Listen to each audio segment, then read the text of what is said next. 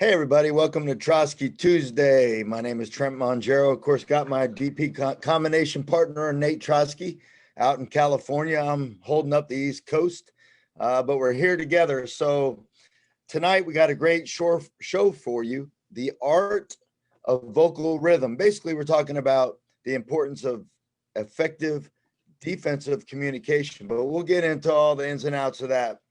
First, a couple announcements. Our next Elite Infield Camp is coming up. It's in Ohio. It is at the Force Sports Complex in Westlake, Ohio on October 10th and 11th. Of course, then we have three, Nate. We got three in November. We got Tennessee. We got North Georgia at North Hall High School. And then we got the one the weekend before Thanksgiving at Glen Academy. And then we got our one in Texas in December. So there's some choices out there for anybody that might want to attend. Our third XM radio show, Nate and I are co-hosting together, has already been aired.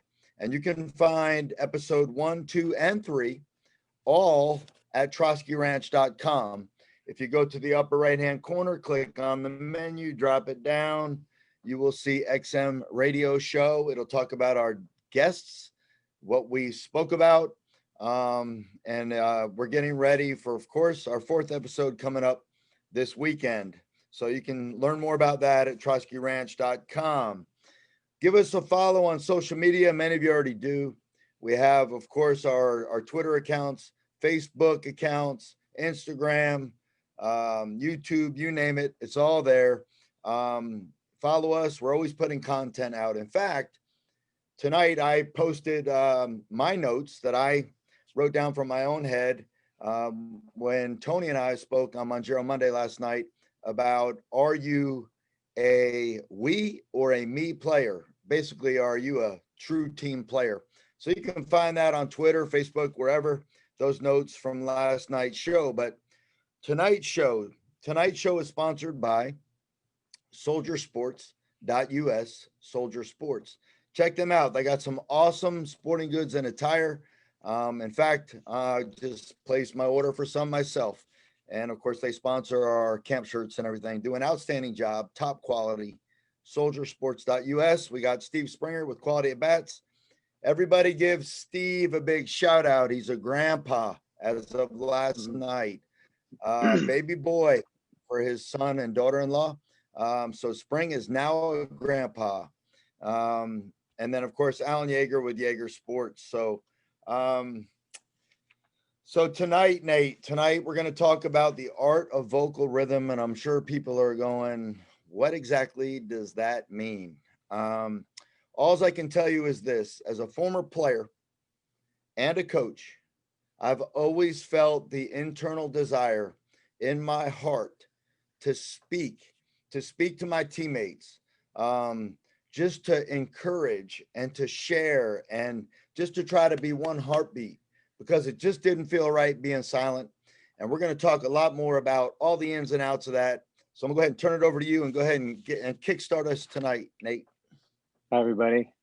Welcome to the show. And thank you, Trent. Just maybe on that note, Trent, we could just kind of build off of, you're talking about you as a player. You were actually a vocal player, right? You Yes. actually were vocal and you like to communicate. Well, you know, a lot of humans are not like that. A lot of baseball players are not guys that like to communicate out loud. And so tonight we're going to talk about addressing that, because you might be the small percent, right? The guy that actually is out on the field wanting to communicate, which most guys don't. And tonight we're going to talk about, you know, some of the fundamental issues that we're dealing with, because, you know, as coaches, we give information, we give the what, but the question is how do they do it? And are they motivated through the why? And I think, you know, that's a part of our mission. You know, we talk about it each week, but, you know, we talk about, guys, we want you to communicate, but we don't give them, you know, a system that's easy to use, easy to repeat. And we expect a lot and we don't necessarily teach a lot. So, you know, you were a player that it was like in your belly, it was burning. You wanted to get hey, let's go. Come on, team, let's go. 2 on a hit, let's roll it up, or whatever, you know, whatever you want to say on defense. But there's not a lot of players like that. And I think we need to begin with, you what are we dealing with here as coaches? And, as a coach, we're always thinking about our audience. Well, our audience changes if we're with the 8U versus 10U, 12U, 16U, 18U, college players, professional players. So I'd like to begin with, we were talking today, I'd like to begin with talking about the 3 tiers. And the 3 tiers, we're going to start at high school, but we could even go below. But we're going to put the high school, we'll go 18U, that's all the way down anywhere from 8, 10, 12, 16, 18U. We're going to go high school, we're going to go college, and we're going to go professional. So beginning with the high school with the 18U or below, let's talk about the human element. And was there a time when you as a player, you were uncomfortable communicating, or was it very natural for you? I think it was college, Nate. College is really where I began to understand the game at a whole nother level. And I internally understood the importance of being a communicator. Of course, I was a shortstop, and there was just so many things to talk about, coverage, tipping off my third baseman to a possible changeup that was getting ready to get ripped down his throat, the outs to the outfielders, and the internal communication that was going on as well. So college is when I really began to feel comfortable speaking and didn't even think twice about it. Which is a problem, right? So you're learning how to do something that's very important, very fundamental to this game. When we talk about separators every week, and it is a true separator. And the higher up you go, you have to find ways to separate yourself as a team and also as a player. Thinking one of the key words you said, once I understood the importance of it, why? That's the why. Well, why did it take so long? And I'm going to go, backtrack just a minute here and talk a little bit about, what are we doing as coaches so that players truly understand. And when we talk about communication, we're talking about high instinct, high IQ players, which is hard to find. That's a hard to find player. And I know that for a fact, not just because I'm assuming, because I work with, a small group of players. I work with thousands and thousands of players each year at all levels. And the majority of the players are not, I would say, high IQ guys. Now, they're big, strong, they're tooled. I mean, how many pitchers actually know how to pitch? How many pitchers strategically pitch? How many hitters strategically hit? How many defenders are strategic? Very few. And it goes back to, you talked about your understanding. So our job, number one as coaches, is we need to develop a system. And through my, up going through baseball and as a coach for over 30 years, we're seeing another area of deficiency.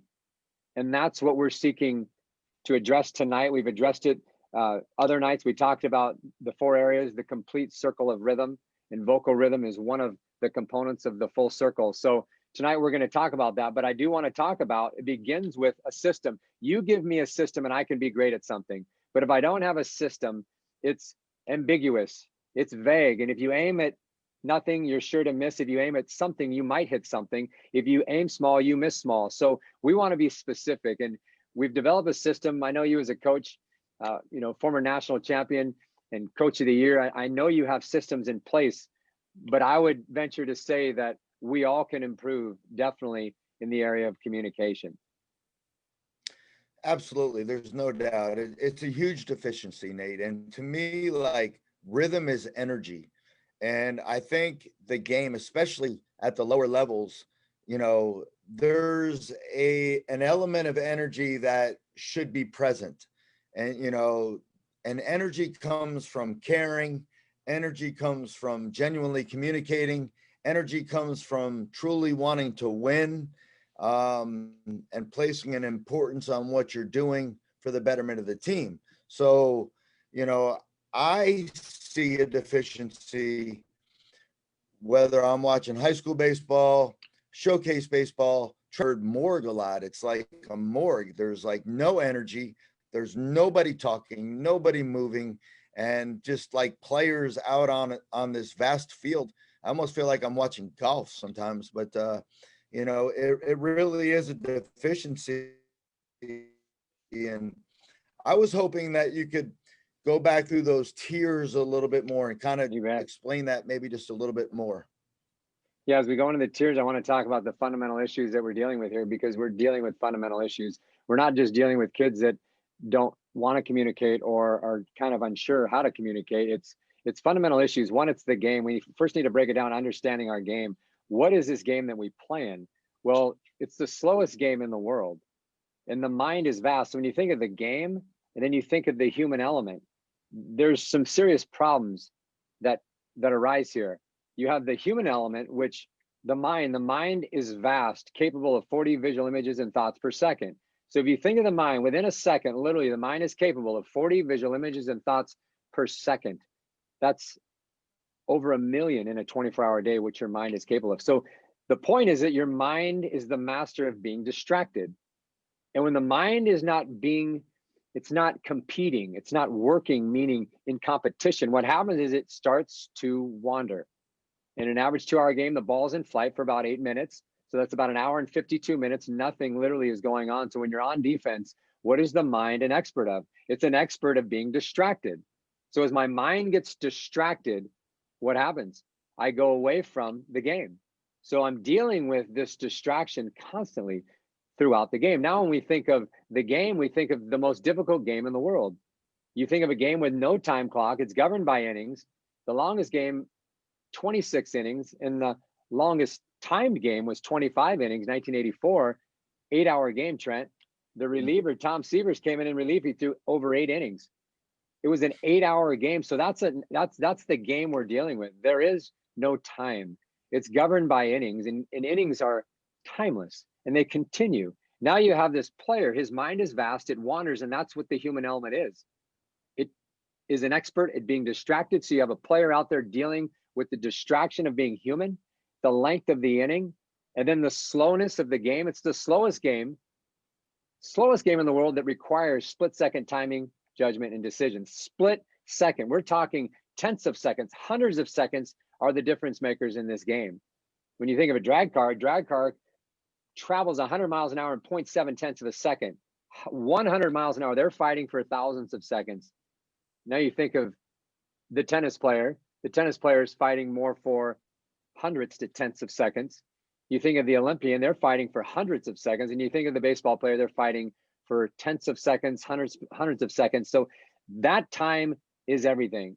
But in the slowest game that requires this split-second timing, judgment, and reaction, whoa, we have these fundamental problems. So the players out on the field, there's 140 pitches in the average game. He's saying, when is the ball going to come to me? I haven't fielded it for 3 innings. It's been 35 minutes, and my mind is wandering.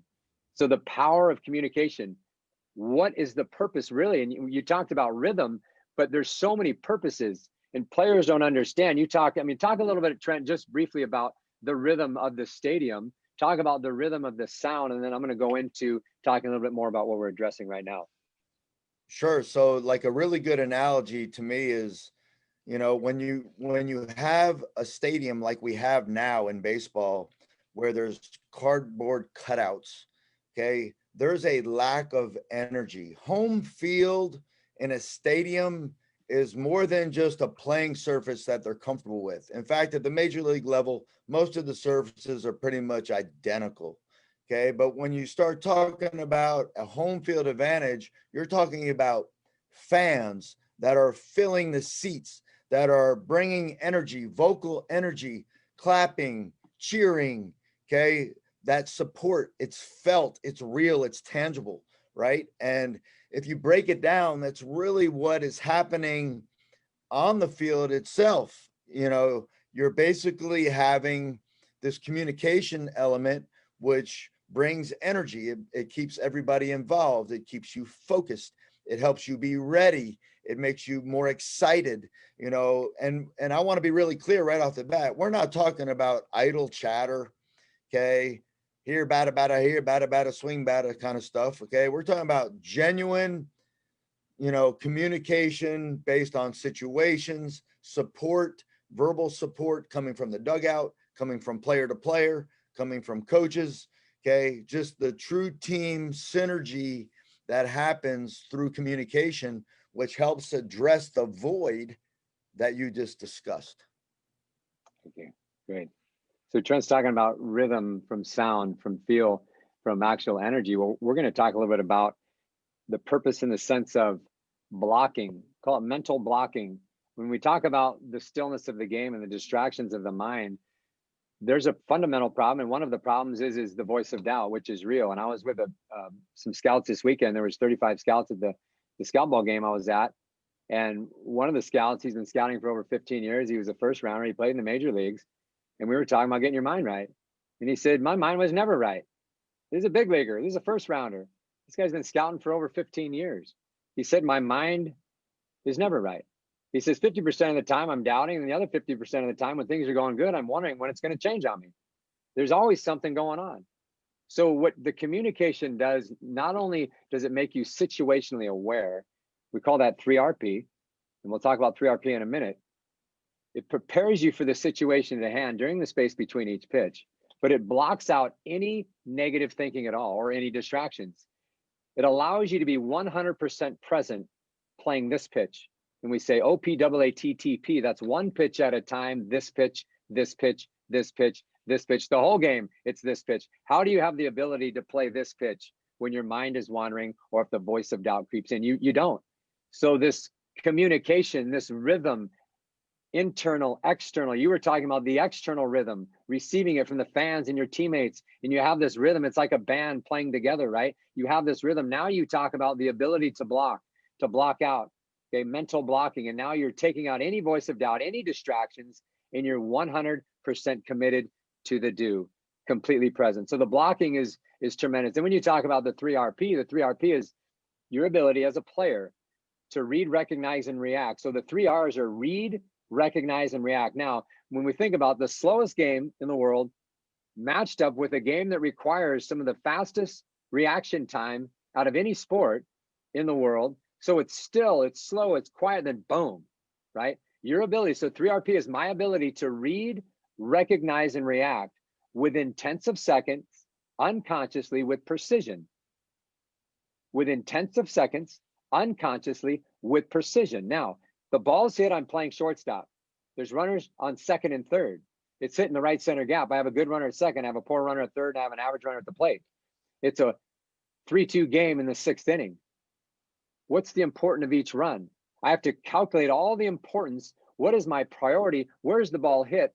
The strength of the outfielder's arm. How much distance did he have to go to get to the ball? All this is going on. We can go on for probably another 10 to 15 concepts of what I have to think about and process within tenths of seconds. And if my mind is not prepared, what happens is I move with a lack of confidence, which makes me a player that has slow feet because my mind makes my feet slow. And when my mind is prepared, I have 3RP. I have the ability to read, recognize, and react unconsciously with precision within tenths of seconds with confidence. So we're talking 3RP, we're talking rhythm, we're talking about mental blocking. It's so crucial, and players don't understand it. And we as coaches, we need to paint this picture, because right now, when you said you understood as a college player, well, what happened? It literally transformed you. It became who you were once you truly owned the importance of it. So our job is to be a master teacher. We need to be master teachers. And that's what part of our goal is at Trosky, Mongero and the Trosky Ranch, is to help coaches be master teachers. Because when you're a master teacher, you bring out the best. You bring out peak performance. You take an average player, you make them good. You take a good player, you make them great. You take an average team and you overachieve and you win a national championships. We're talking about separators. We're talking about the smallest degrees. So it is extremely important, and we need to do a better job. And we talk about the deficiencies. We talk about going back to the human element. What we have is we have the human element is human beings are fearful, as we know. The number one fear is fear of man. It's fearing the person next to you. It's fearing your coach. It's fearing the opinion of others. So when I get out of myself and I begin to communicate, I'm risking being rejected. So when you see these players, they're all in fear because they're human beings. And until they have a system, the system is the script. And we're going to go through it briefly tonight. We'll probably have to come back to it next week, but we're going to get into the script. Until you have a system, coaches, you have nothing, because you cannot master bliss. You cannot master something that's ambiguous. You can only master something that is a system. So once you have a system, we can master it. And we can also hold players accountable to it, and we can also repeat. Our repeatability is a product of a system. So when we get into this, Trent, a little bit deeper, we're going to talk about this script, and we're going to talk about the system. And by the way, Trent and I are getting better every day. We're getting better as coaches every day. We're in our 50s now. Every day we're getting better. And that's our mission for the next 40 years, is to bring information to players and coaches so that it can be utilized. Instead of us just saying, do a better job of communicating, we're going to motivate, we're going to inspire, we're going to instruct, and these guys are going to be on fire. And I'll tell you, in the next 10 years, Trent, the game will be changed. We're going to walk to parks and we're going to say, wow, and I've already seen it. When I talk about the script and we get these guys on the script, I'm telling you, it transforms players. It's a beautiful thing. I've seen it. I've seen it firsthand at the camps. I've seen it, in my own programs for different reasons. The emphasis that we put on communication and, the example that I set. But I wanted to go back to this situational awareness. My confidence to speak confidently, okay? My confidence to speak confidently, to communicate outwardly to my teammates, it went to a whole nother level when my situational awareness was improved, right? So the more I understood the game, the easier it was for me to talk the game. Okay. And I think that's what you're talking about. There's a huge deficiency in many areas. Okay. And one of them is people aren't really sure exactly what to do. They think they know what to do in certain situations based on all the scenarios that you just described. I mean, every single play has a myriad of things that can dictate what I'm going to do and what I'm not going to do with the baseball when I touch it. And so where it's hit, how hard it's hit, how fast the runner is, how many outs, just where the base runners are, all these scenarios, like you say, they're split second decisions. But the more comfortable I was with the general scenario of the game and the base runners, the more comfortable I got communicating. Right. Okay. And it's like that with everything. Yeah, it's like that with everything. But in high school, I had my baseball IQ and my situational awareness was below average.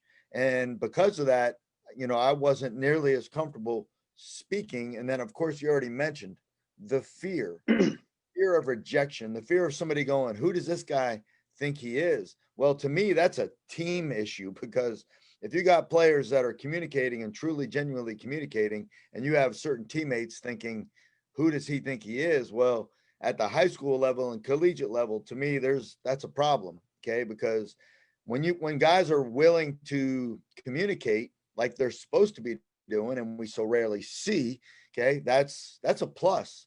That's a win-win. That's your program heading in the right direction. Now, I'm not talking about, again, just idle chatter. I'm not talking about, addressing the other dugout and speaking to them and chants and songs and playing drums on the water cooler and all that. I'm not talking about any of that. I'm talking about genuine situational communication. And so let's continue to build on it, Nate. Great. Talking about the fear, I want to touch upon the fear. So there was a special gentleman that showed up to one of my camps a few years ago, and his name was Mr. Young, and he's the father of both Delman and Dimitri Young. And I don't know if you guys remember, but about 10 years ago, both those players were in the major leagues, 10, 15 years ago, and they're both first rounders. And Mr. Young came from Compton. That's where he lives. That's his home. He was at my camp with one of his grandsons. And he said, my grandson right here might be better than both Dimitri and Delman. They're both first rounders, both big leaguers, numerous years, successful, effective players at the MLB level. His father never played baseball in his life, never. And he bred 2 first rounders. And his grandson was at camp, and it was an absolute honor. And he told this story. He said, when I was in Vietnam, I was flying. I was a pilot. And he said, we go out on our missions to do our thing. And he said, we go out to battle. And he says, you'd go out for maybe anywhere, I don't know, 4 or 6 hours. You'd go out and you do your battle, your assignment. And it's life and death. Life and death is on the line. You're shooting at people. You're killing people. People are trying to kill you. He said, when he would circle around to come back to the aircraft carrier, he said, that's when his true fear began. His true fear began when he had to land the airplane amongst his peers. He said that was more frightening to him than flying through a shield of bullets coming at you, ready to take your life. He said the fear of rejection, the fear of judgment was the greatest fear, more than death. And he's coming in and he's landing, and he says the tension, the worry, the uncertainty as he landed, he'd come in on that aircraft carrier. That is the human element we're talking about. This is real.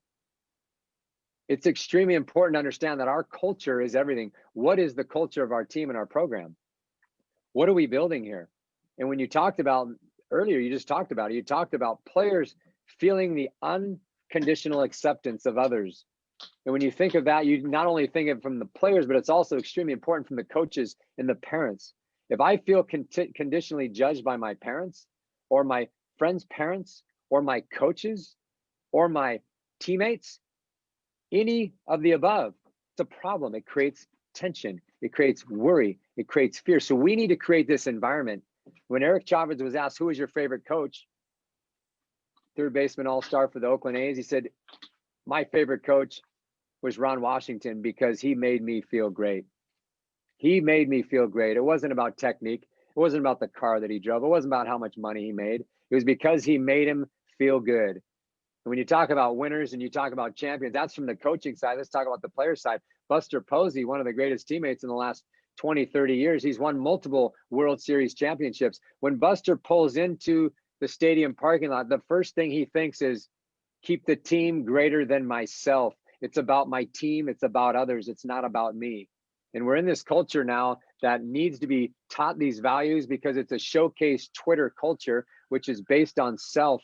How many times am I tired of flipping through Twitter and seeing kids say, look at my exit speed, look at me, look at me, look at me practicing. It's ridiculous. There's no reason why any person should be bragging on them practicing or showing their skill. Let others appreciate that. Focus on the team. And it's a terrible environment that we're growing in, and we need to make a change. This is about Buster Posey. This is about the team. This is about Ron Washington. This is about making your players feel great. I don't know how many coaches I played for, Trent, that ever made me feel good. Maybe in Little League. But once you start getting when it matters, there's all this judgment, right? There's this tension, right? There's this worry, and that's a problem. So for me to feel comfortable, for you, for any player to feel comfortable on the field to communicate, we have to build the culture. So it's unaccepted. It's unconditional acceptance.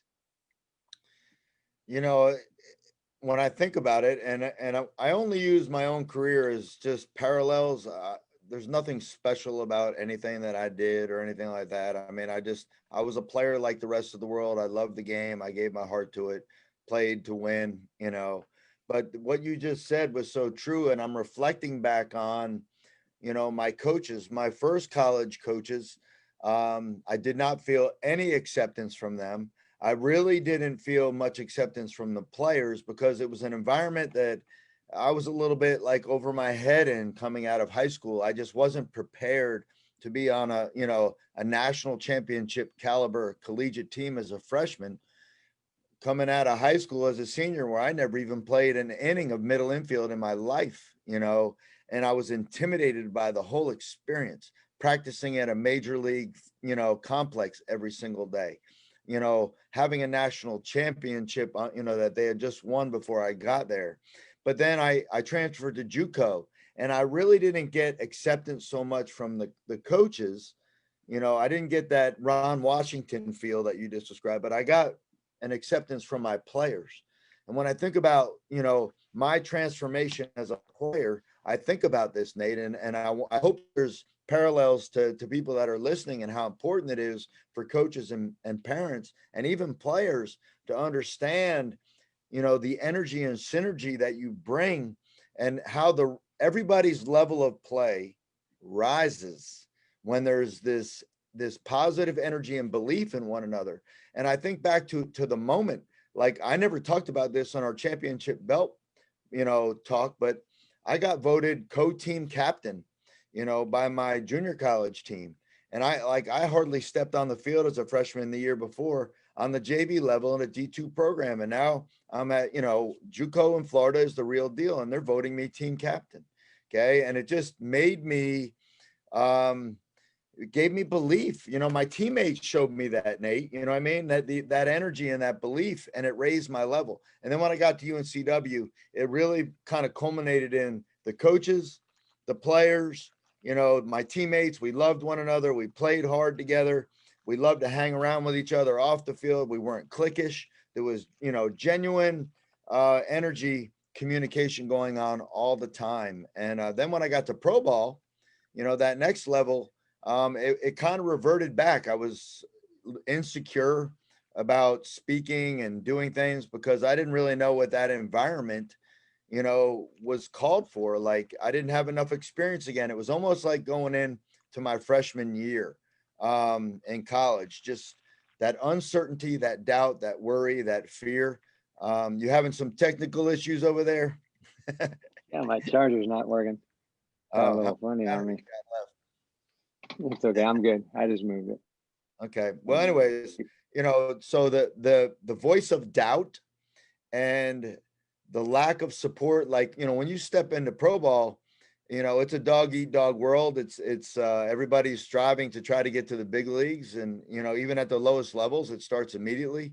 And you wonder about the team element, and you wonder about, you know, your insecurities can really come out. And you know, it took me just a little bit of time to figure it out. So I can't hear you, Nate. 1 minute. There you Let's go. go, baby. Okay, let's Gotcha. talk about the tiers. Tier number one, we brought it up a little bit in the beginning. Tier number one, we're going to go with anything below. We're going to go 18U, high school all the way down. Tier number two is college. Tier number three is professional baseball. So you talked about figuring this out in college. It's too late, especially in today's game. It's way too late. Players are too advanced. Tool-wise, we're going with tools before skill. And that was last week's topic when we talked with Jeff Diskins. We were talking about the prospect versus the player. Well, in the Dominican, they're masters of building prospects. You know, our job over here, we're trying to build players, but we're not doing a great job. We need to do a much better, because that's one of the great deficiencies we didn't really get deeply into, is that the IQ is deficient. It's extremely deficient. So train of thought. I lost my train of thought. What was my The train of thought? tiers. You were talking about the tiers, brother. Oh, the Going in. tiers. Thank you. So tier number one is the low tier, and basically that's the tier when you're unsure about yourself. It's the insecurity, right? You have this insecurity. You're unsure. You're trying to be accepted. You're trying to find yourself, right? That's the early years, and that's a problem, because if you start to try to learn to communicate in high school, it's really challenging, because that's the time of great judgment, right? When you're 10, 11, 8, 9, 10, 11, 12, there's a lot of freedom there, right? There's this beautiful stage of life.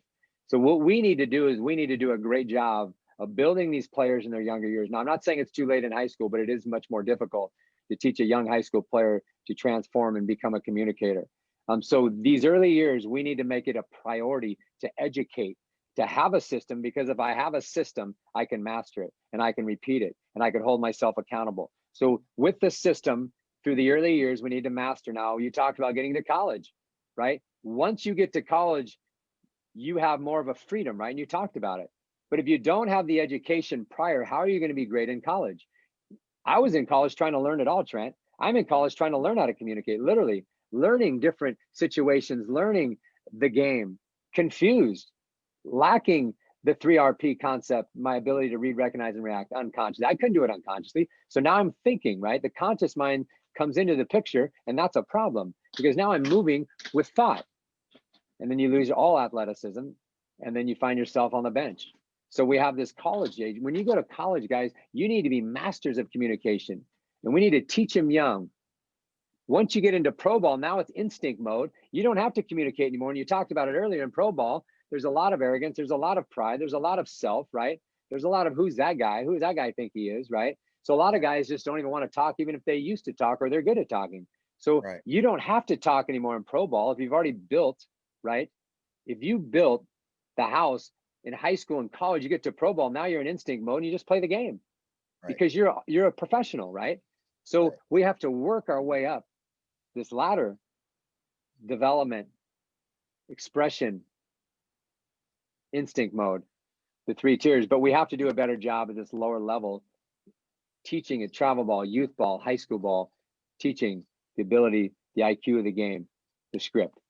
Yeah, I want to get into that in a second, but I think, you know, the key at the pro level where you were talking about instincts is that's where the communication was much more internal. You know, like it would happen in your brain, you know, what you would normally be saying out. And there might be some nonverbal communication with a pitcher or your second baseman or who's got coverage and that kind of stuff, nonverbal, but a lot of the internal, you know, because it was instinct mode. And I was with you, Nate. So I want to encourage anybody that doesn't have this all figured out. You know, you want to try to get it figured out as young as possible, because Nate and I had a very parallel career. And I want to make sure I was clear that those early years in college, especially my freshman year, I was a fish out of water. Like, I didn't know what to do, when to do it, how to do it, where to go, what, you know, I didn't know routines. I mean, I didn't know anything. I didn't even know, like, believe it or not, I wasn't even comfortable hitting off of a tee like in college my freshman year, because we didn't hit off tees in high school. I mean, I know that sounds barbaric, and I'm only 54 years old, but but then JUCO, and then being educated. I was very blessed because most kids in college are not going to be in a program like I was, with a coach like Mark Scaff and Bobby Guthrie, who truly were developing me. Like, he was my mentor. Mark Scaff was my mentor as an infield coach, Nate. And he truly, my baseball IQ went from average to above average because of who I played for. And I was also a student of the game. So I was a sponge, trying to take in everything that I possibly can, learn as much as I could. Why? Because I knew that in order to reach my goals at the highest level, it was going to be these little tiny things that were going to make a big difference. But the one thing that I missed, and I made a tweet about it this week, is I really didn't put an emphasis on the mental game. Had I had a guy like Steve Springer in my life, or Tim Hires, the big league hitting coach for the Red Sox, who's my dear friend, had I had guys like that in my life, to give me perspective and to increase my mental capacity to handle failure and get rid of the voice of doubt and everything that you and I talk about, it could have been a different look. Well, my career and your career is over. And as you said, now it's time. We got to share this information. We got to help coaches and parents and players feel comfortable enough to start implementing it earlier so that their game can flourish and they can reach their ceiling as players. That's right. Awesome. All right. Moving on. Good words.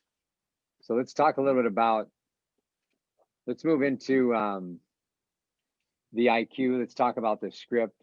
Let's take it into like practical use. And before we do, I want to talk about some of the solutions. How do we actually build that culture? How do we build that comfort?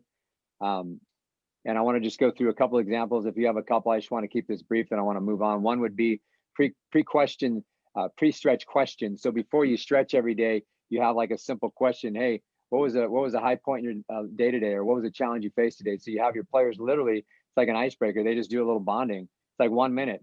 So they have every day they got to talk to a different player. Hey, what was a high point in your day today? Or what was a low point? I struggled on that one test. Oh my, I got a flat tire. That's bringing people together. That's bonding. That's learning to love each other. So something simple there, pre-stretch question every day, a different guy. It could even be 30 seconds. Very simple, very quick. Another one is playing catch with someone who's the like position. So the middle guys, you're playing together and they're developing that relationship every day. Not the seniors playing with the senior, but if the freshman second baseman is going to be starting second baseman, the senior's over there playing with the second baseman who's the freshman. So building our relationships through catch play.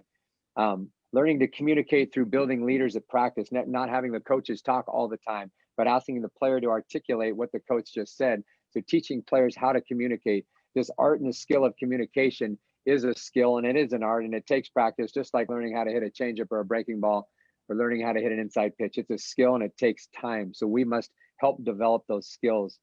And another one would be through having an accountability partner. Each player has an accountability partner that they check in with, and maybe every 2 weeks, every 3 weeks, they can switch so that they're learning to bond with their teammates and their players. So there's a few right there. If there's any you want to throw on top of there, then I'd like to move in and talk a little about the script. Yeah, I can nail it in a minute. Talk it, show it, live it. Talk it is the why, where you're basically teaching why these things are important, like we're doing tonight. Show it would be giving examples. I have GroupMe with my team.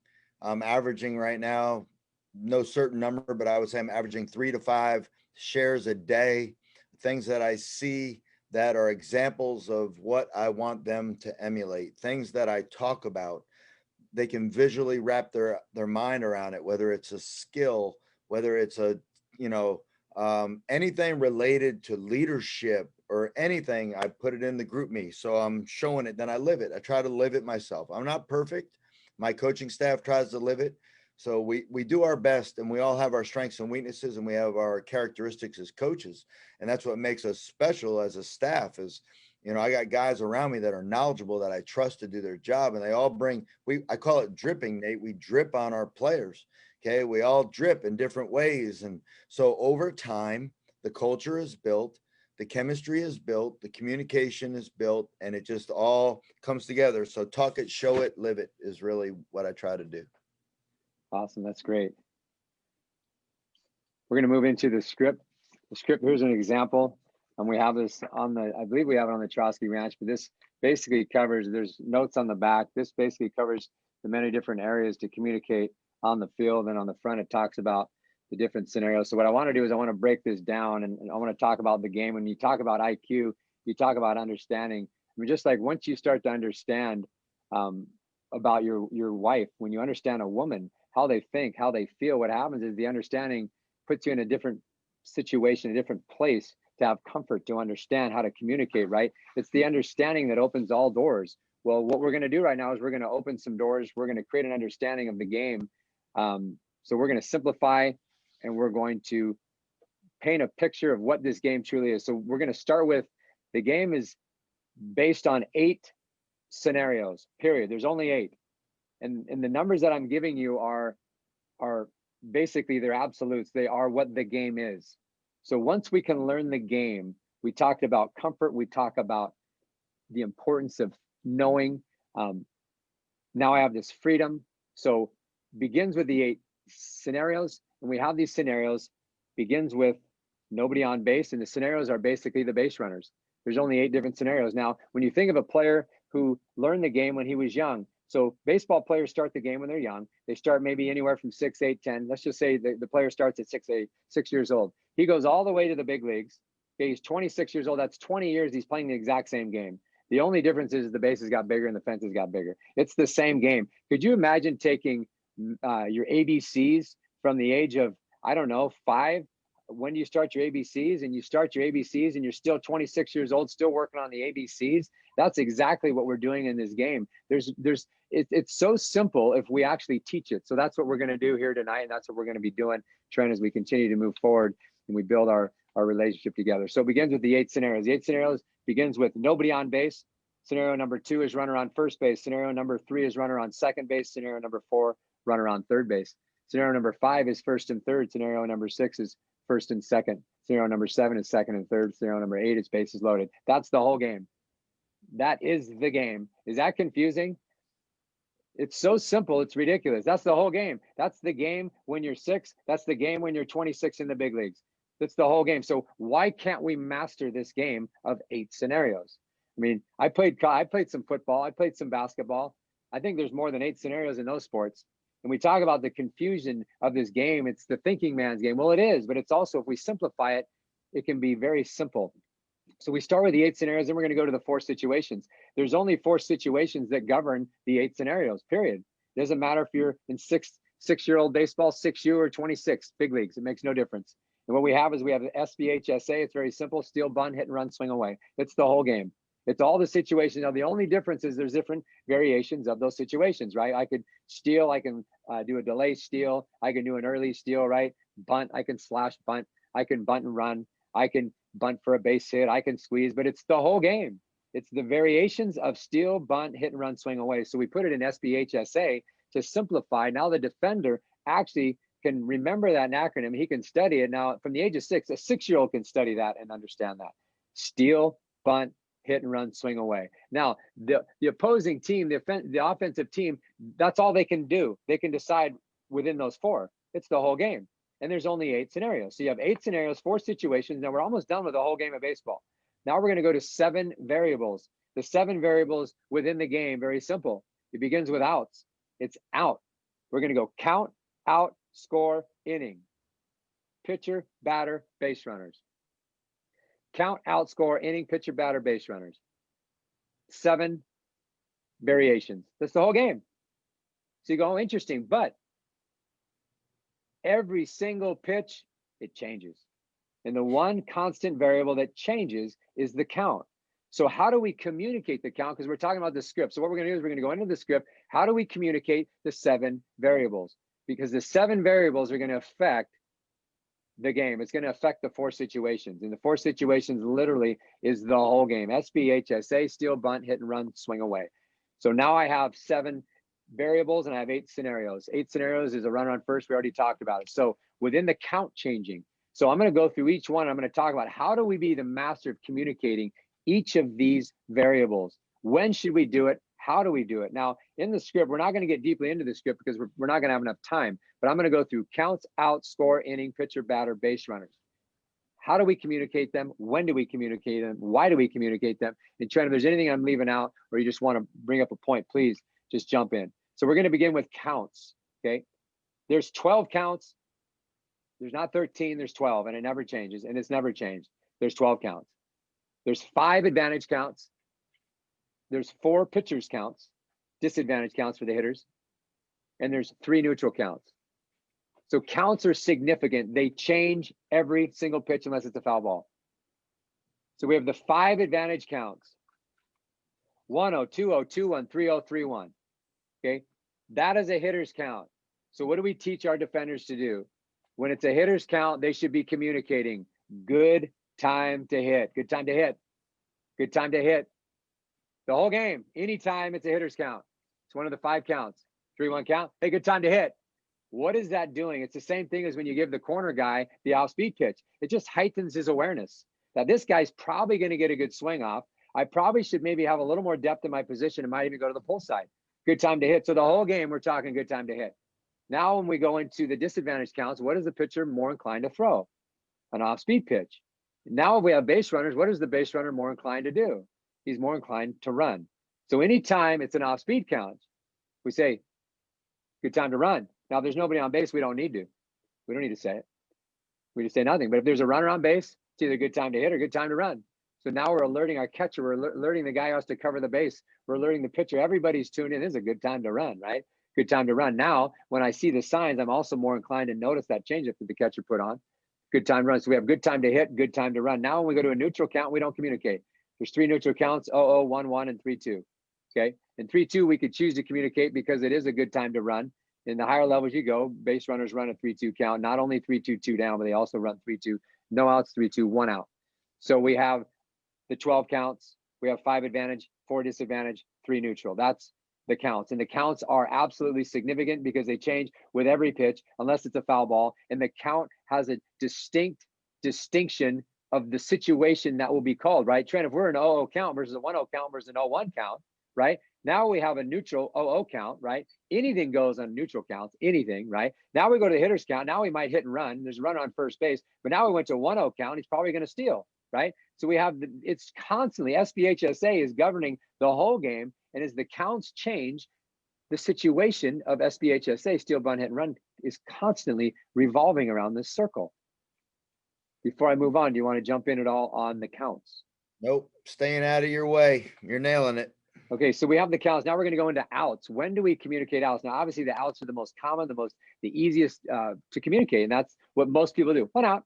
They're like 1 out, 2 outs, right? Even little kids say the outs for the most part. Okay, when are we communicating the outs? Well, obviously, we should do it in the beginning of the inning. We should do it anytime the base runner or situation changes. So if a base runner steals a base, if a base runner gets moved over, if it's a pass ball, ball in the dirt, anytime the situation changes. So right now there's a runner on first base, 0-0 count, ball in the dirt. It goes to a 1-0 count. The guy's at second base. Now I should communicate again. So we're going to communicate the outs always when the situation changes at any time. So right now the guy just flew out. Now I'm going to go to my outs, obviously. So as the situation changes, and if the outs don't change, I'm still going to communicate if the situation within that situation changes. So first and second, the guy steals. Now we have second and third, both guys steal. Hey, we got 1 out now, 4 and a hit, 4 and a fly. So we're going to communicate the outs. Outs, going from outs, we're going to go to the score. Okay, when does anybody ever communicate the score? And if I backtrack a second, if you're in the dugout and you're talking to the players, if you say, what's the count right now? Nobody knows the count. Your team might, but it's probably about a 5%, 1 to 5% percentage of guys that literally know the count during the, most guys know the outs. The outs is easy. but how many guys are tuned in to one pitch at a time, understanding and knowing the count? And the count is one of the greatest, right? It's gonna signify more about the change of the situation than anything. So when we talk about the score is absolutely significant, right? In the sense of how a team's going to strategize, right? Close game, down by 1, up by 1, up by 2, up by 3, getting, down by 5, up by 5. It continually has a tremendous effect on the game. So if I start every inning, so when we're going to go from score to innings. So we're going to go outs, score, innings.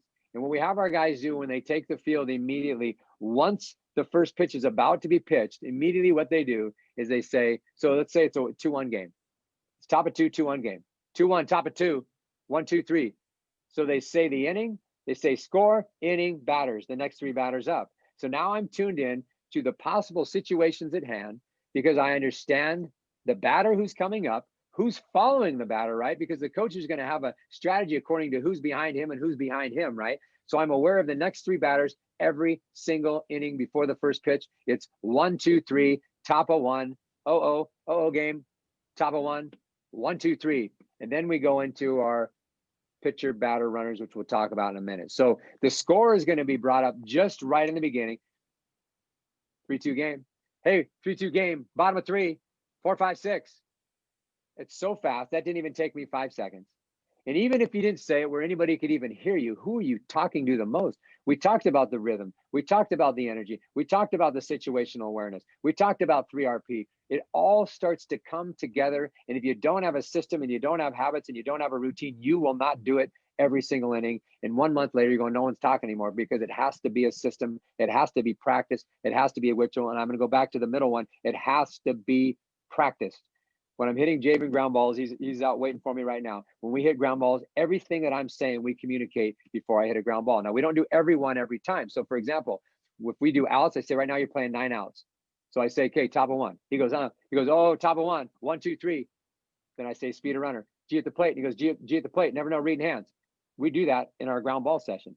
We're constantly talking inning, out, score. I throw counts at him all the time. 3-1. He says, good time to hit. I says 1-2. He says, good time to run. Constantly. I'm constantly throwing counts, outs, innings. It's constant. And as he continues to get outs, he's practicing the IQ and the instincts. And it's not difficult. It's being creative and it's practicing it and having a plan. So we went from counts, outs, score, inning. Those are the first 4.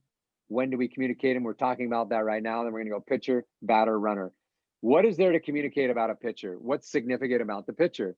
Is he fast, medium, or slow? So I want my infielders and my defenders to know, is he fast, medium, or slow, right? Because it's going to dictate what the batter is going to do and what the coach is going to do situationally. It's going to help me with my positioning, but it's also going to help me to know if this guy's going to bunt. Is he going to try to hit and run? What is he going to try to do? Or is he just going to try to swing away? So understanding. So I want to communicate with my defenders. Is he a command guy? Does he have command? Does he lack command? We want to talk about command because that's significant also, right? Trent, if he's setting up away and he has no command, am I really going to change my position? And a lot of pitchers don't have command. So I need to identify who's on the mound, velocity, fast, medium, slow. And I also need to understand, is he a command guy?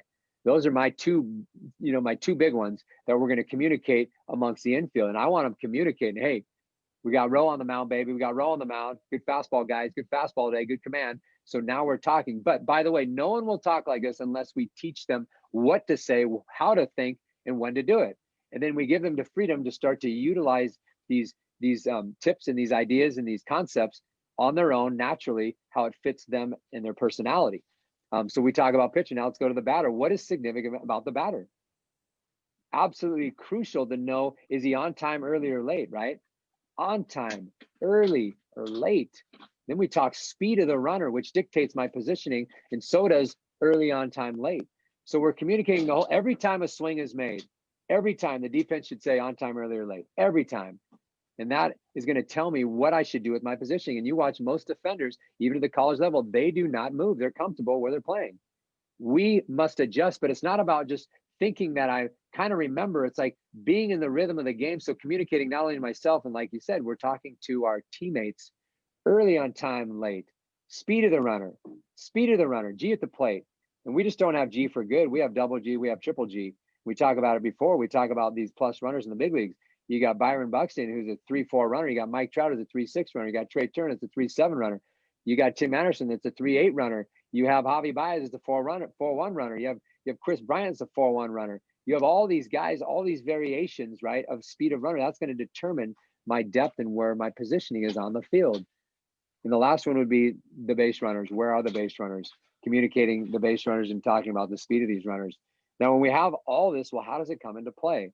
Because there's so much we're talking about. And before I talk about the script, is there anything you want to talk about, Trent, before I move into the script?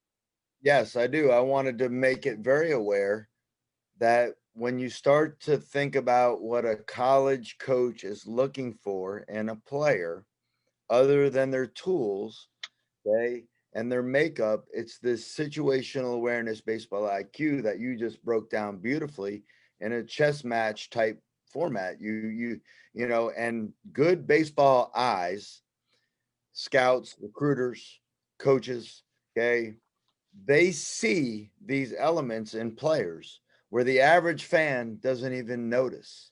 Okay. And where you might go to a game or I go to a game as a scout and we can pick these guys out, you know, like this, because more than ever, they stand out like a sore thumb, you know. And I also want to say that everything that you verbalized right there, you know, it's great that you can speak it. That's where we want to get the communication levels to be, but you have to be able to process that stuff in your brain. All 9 guys on defense should be going through that same scenario every time and every pitch. And, you know, it helps people understand when we say it's a thinking man's game, okay, but you react to the play, what we're talking about here, okay?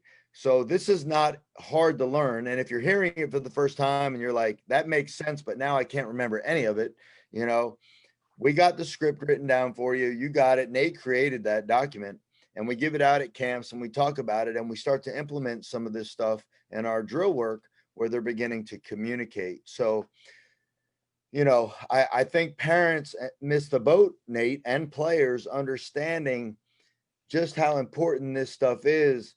You know, when you get to college from high school, the game is faster, the speed of the game is faster, they're experienced, their situational awareness is so much better.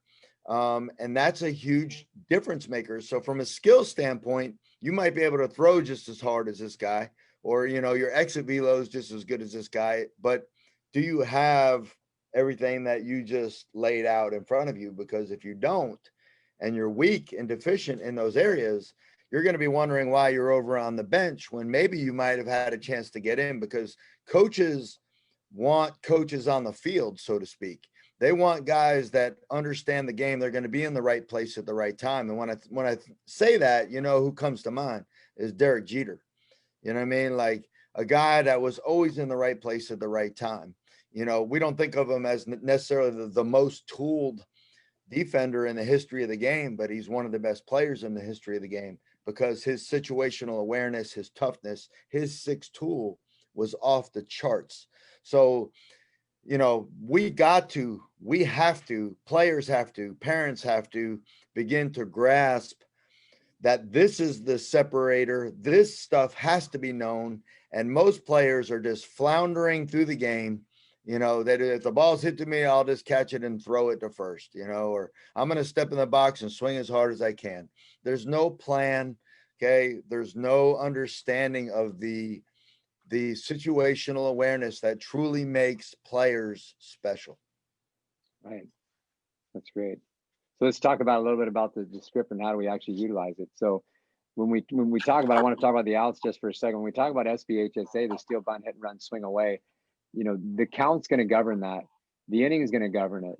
The score, the batter, the pitcher, it's all governed together. So when we think about the IQ of a player, he can't just think about, you know, you're supposed to bunt with nobody out and it's the 9th batter. I mean, it's going to change every team. And if we don't truly understand the game as a whole, what happens is you will be lost and you will be left behind when you start playing other teams that have different strategies, because other teams might not have the same strategy as you. So you might say, well, we don't hit and run. I don't even know what hit and run is, but why does it matter? We don't do it. Well, there's teams that will. There's teams that will bunt and run. There's teams that try to bunt for a base hit. There's teams that sack bunt with runners on 1st and 3rd and nobody out. There's all these different situations that your coach might not do. But if you don't understand and you can't prepare and you can't position yourself, you know what happens to your reaction? You're off and you're late. So understanding this isn't just about, well, I'm fine within my circle. My coach only has us do these two things. We're talking about getting out into the world, playing collegiate baseball, getting to a regional. Now you have South Carolina playing Cal State Fullerton. You talk about different philosophies. Some guys, Fullerton's going to bunch you to death. They're going to run you to death. They're going to double steal you. They're going to do all kinds of, they're going to play the game. Then you have Oklahoma State or some of these programs that are just hitters, right? They're hitting balls. So it's different team to team, game to game. And so we have to understand the game, not just because we think we need to know it in full circle. So when we talk about the script, I want to just talk, because we have just a few minutes. The script is very simple. We're going to try to simplify this so that you understand it. But this eventually will be a CD. It'll be a tape. Excuse me, a tape. What era are we in? It's not going to be a tape. It won't even be a CD. It's going to be a product for you, so that you actually can learn how to utilize this and actually apply it to your teams, to your individual players that you're working with. So just to talk briefly about the script. The script, we talked about the 8 scenarios: runner on first, runner on second, runner on third, all the different situations with base runners, right? That's where it begins. It begins right now with nobody on, then it goes run on first. So it goes through each scenario.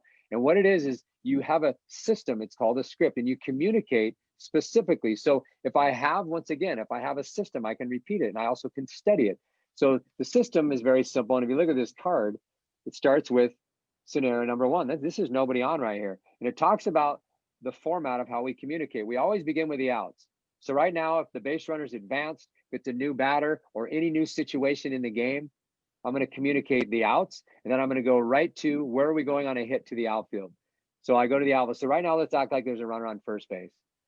So right now, the first guy there's a guy on first, and the guy pops up and he's out. So now we have 1 out. So there's a run on first with 1 out. So you just turn, you say 1 out. So you begin with the outs, very simple. Then you talk about the priority for the outfield. So where are we going on a hit and where are we going on a fly? That follows every single time. So it's 1 out, 3 on a hit, 2 on a fly.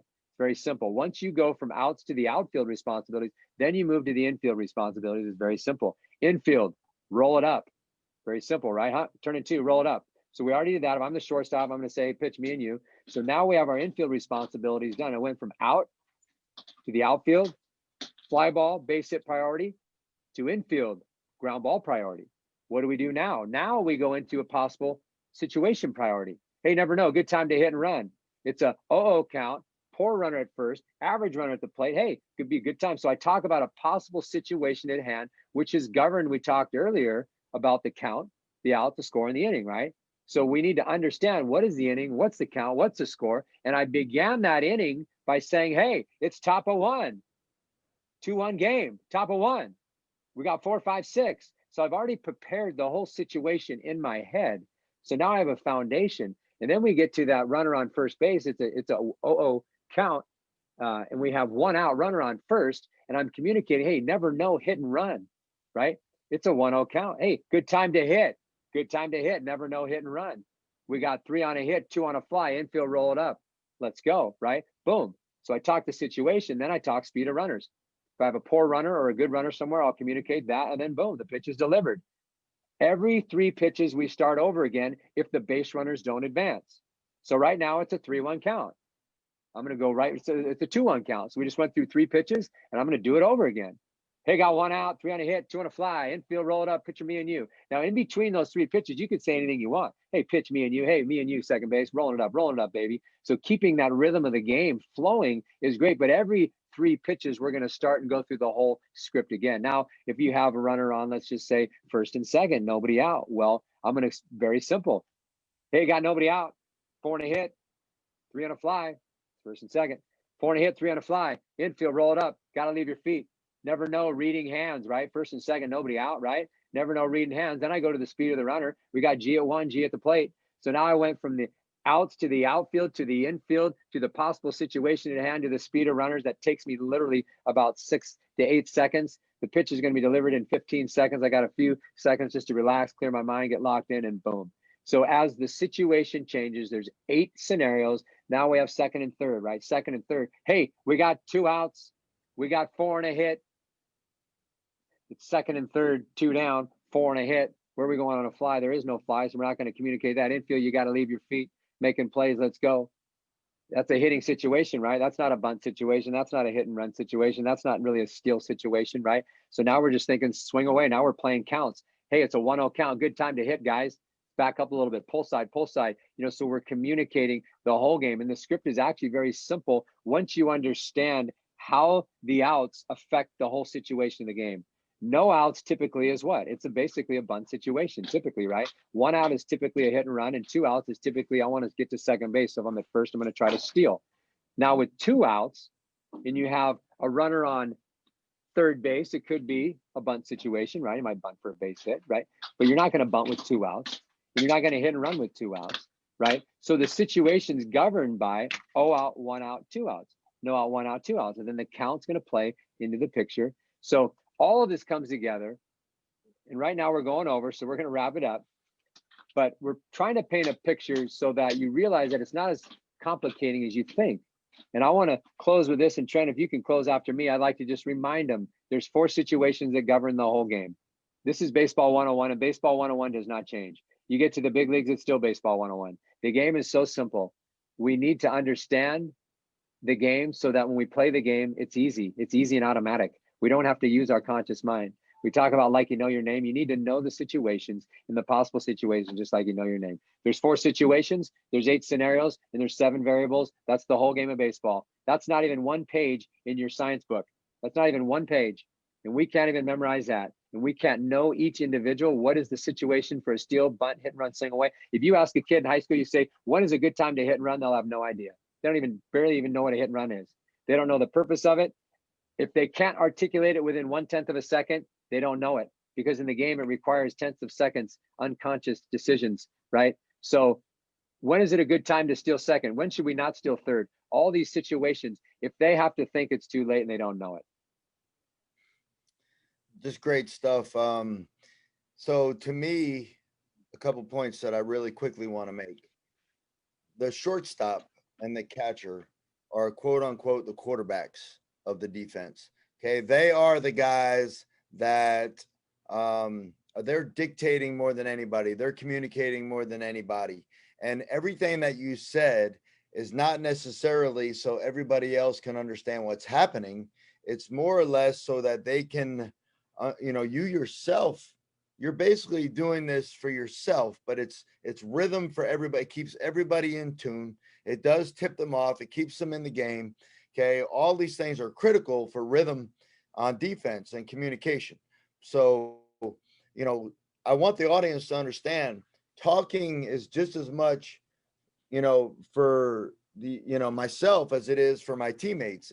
It's really just learning scenarios. And when you do this over time, it's like you speak scenarios, they happen, you live them out, you make adjustments, you become aware of things that can happen. Okay. For instance, every little thing that happens in a game that you get burnt on should never happen again. So for instance, if you, after every out, if you have both your middle infielders turn to the outfield to give the outs and there's a runner on first base, you're going to get toast. Sooner or later, that guy's going to take second. If every single time you guys turn around at the same time and walk towards the outfield to give outs. So that situational awareness, as a baseball player and a baseball coach, things only have to happen to me one time, Nate. You know what I mean? But everything that you're saying, including all of my experiences, culminate in what I call reaction.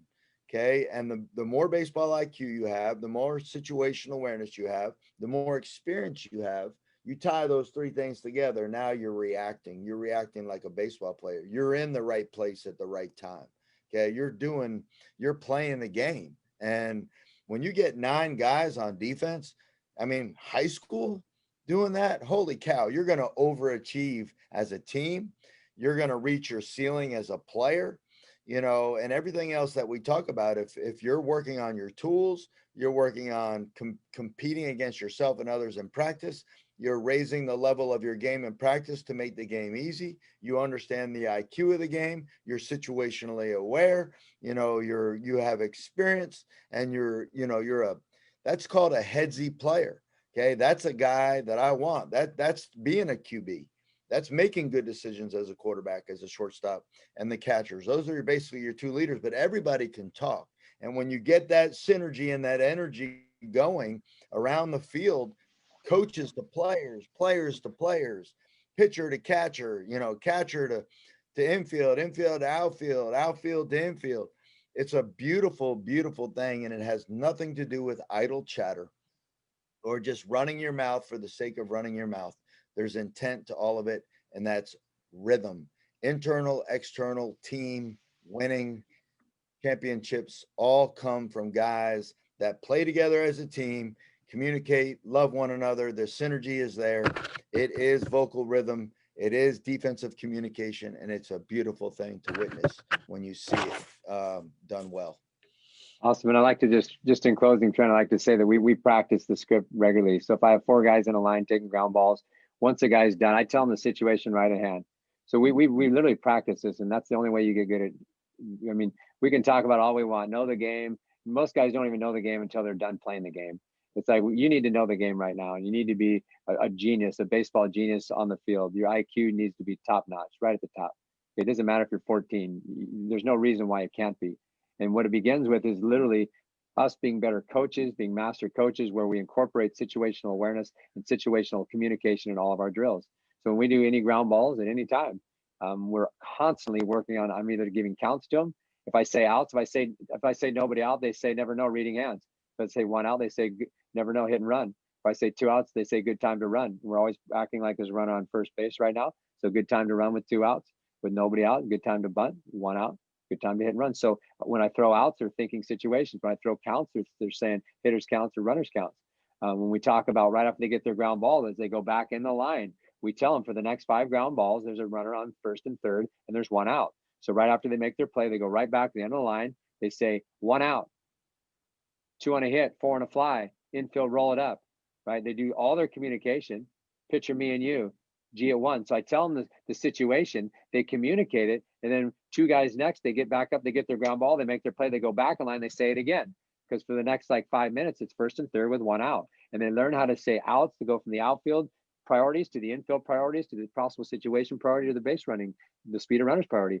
And they practice it over and over and over and over, and it becomes like they know their name. You can't expect any player to grasp any of this just by hearing this show or you sitting down and talking to them for 5 minutes. It doesn't work like that. This is a skill, and it takes time, and you have to practice it. Yeah. So to me, a tremendous opportunity to do exactly what you just described is sit down and watch a baseball game on TV as a player. Okay. And every little scenario, the pitch, the count, the base runners, the outs, you literally practice the script. You talk the game to the TV. Okay. Your parents might think you're nuts. Okay. Your girlfriend, boyfriend, your buddies, but you learn to speak the game by practicing speaking. It's just like any student who has to go up and talk in front of the class for the first time. They're not going to be comfortable with it. It's going to be the most uncomfortable thing you ever did, and you're going to be self-conscious. But if you do it enough, eventually you learn how to speak in front of people. And then eventually, like our scenario where both you and I have spoke at the ABCA in front of 6,000 of our peers at the same time for 45 minutes. Okay. You don't just go from not speaking to people to standing up on a stage like that. How do you learn it? Experience. You're doing camps. I'm doing camps. We're running teams. We're teaching individuals. We're communicating the game. We played the game. And, that we're not special. Anybody can do that. The danger is you don't want to be too old and realize the importance. You already said it. We should be learning this stuff early. We should be implementing it early, and it should be second nature by the time they get to high school, certainly college, and professional should be instinctual, all of it, which it is for most of those guys. Awesome. Want to tell them about camps coming up and what we got going on? Yeah, so we'll end it with this. We got the camps, of course, in October, the next one in Ohio. We hope to see, we've had 10 to 12 states represented at our 2 camps so far this fall. So hopefully that'll be the case again. We're looking forward to seeing people coming in. And then the XM radio show, our show, Nate and I, on complete player development, we co-host together on the Dan Patrick channel, 211, is on. Go to troskyranch.com. That'll have the previous shows you can check out, the MP3s. You can listen to those shows. They're recorded after they play live. then they go on to our archives where you can check them out. So everything's on TroskyRanch.com. You can get updated on everything Nate and I are doing. And that's it till to this weekend with the XM radio show. So have fun with Jabin out there, and what you gonna do? Get some ground balls? Now we're gonna work on hunting. Hunting. You gotta hunt, baby. It's time to eat. Let's go. Hunting. We hunt ground balls and we hunt fastballs, baby. Let's go. All right, brother. Bye. See you Good later. night, everybody. Bye-bye.